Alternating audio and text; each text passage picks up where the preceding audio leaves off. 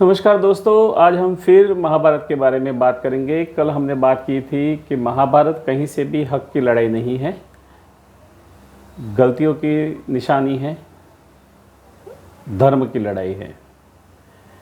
जब आपके पास पावर होता है और किसी के पास नहीं होता है तो आप अपने पावर का गलत इस्तेमाल करते हो तो महाभारत होता है।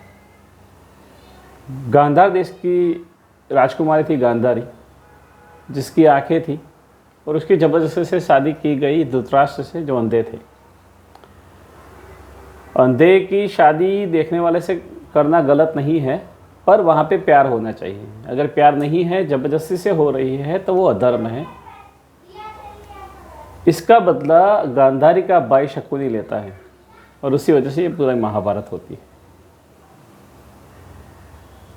महाभारत में हर जगह युधिष्ठिर को धर्म राजा कहा गया है, पर आप ध्यान से देखें तो युधिष्ठिर भी धर्म का पालन नहीं करते। जब अर्जुन द्रौपदी को स्वयंवर में जीत के लाते हैं, फिर युधिष्ठिर घर आके बोलते हैं कि माँ, हम कोई चीज़ लाए हैं।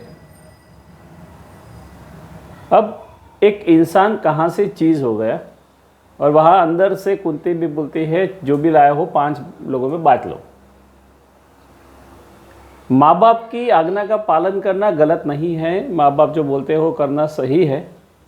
पर अगर जब आपको लगता है कि माँ बाप ने कुछ गलत ऑर्डर दिया है, कुछ गलत फरमान दिया है, तो उसका करेक्शन करना अधर्म नहीं है। तो युधिष्ठिर बोल सकते थे कि माँ, तुमने जो बोला वो गलत है। एक इंसान है जो अर्जुन ब्याह के लाया है, तो उसको हम 5 में बांट नहीं सकते।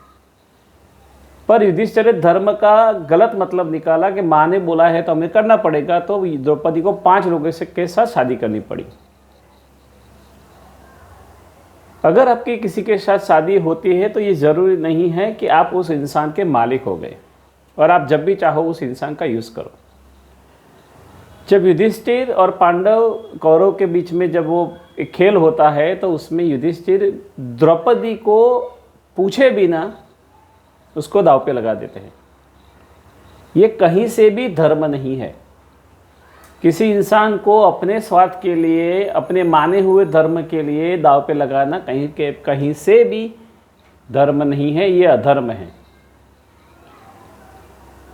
कर्ण के पास पावर था, विद्या थी, सबसे ज़्यादा मजबूत वॉरियर था, पर उसकी पूरी ज़िंदगी पांडवों के साथ कंपैरिजन में चली गई।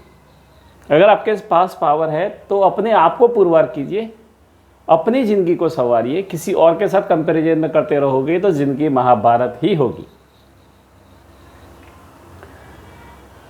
सब लोगों को लगता है कि पांडव अपनी ताकत की वजह से महाभारत जीते, पर अगर आप ध्यान से देखें तो भीम से ज़्यादा पावरफुल थे दुर्योधन, अर्जुन से पावरफुल थे कर्ण, इवन एकलव्य।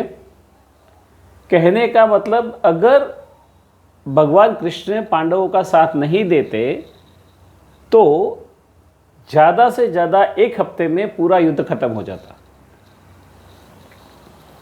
तो फिर कृष्ण ने पांडवों का साथ क्यों दिया?